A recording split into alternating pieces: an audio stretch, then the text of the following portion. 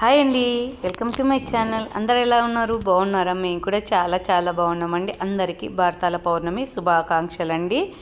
ఈరోజు వచ్చేసి పౌర్ణమి కదండి, మాకు ఎల్లమ్మ తల్లి ఉంది కాబట్టి కంపల్సరీ అయితే పూజ అయితే చేసుకోవాలండి. ఎల్లమ్మ తల్లి ఉన్న వాళ్ళందరూ భారతాల పౌర్ణమి అయితే కంపల్సరీ చేసేసుకోవాలండి. అమ్మవారికి వచ్చేసి నైవేద్యాలు పెట్టాలండి కంపల్సరీ. ఈరోజు వచ్చేసి భక్షాలు, కుడుములు, అలాగే పులగము, వంకాయ కూర, గుగ్గుళ్ళు అండి కంపల్సరీ. అమ్మవారికి గుగ్గుల్లో ఉప్పు వేయమండి, అలాగే పులగము కూడా ఉప్పు వేయకుండా వండేసి అమ్మవారికి అయితే ఈ విధంగా అయితే నైవేద్యాలు రెడీ చేసిన తర్వాత పూజ గది అంతా ఇలా అలంకరించుకున్నానండి. అమ్మవారిని చూడండి, ఆ ఎల్లమ్మ మంచం ఎంత కలగా ఉందో కదా. ఆ అమ్మవారి ఆశీస్సు అందరికి ఉండాలని మనస్ఫూర్తిగా కోరుకుంటున్నానండి. ఈరోజైతే పూజ అయితే ఈ విధంగా చేసేసానండి.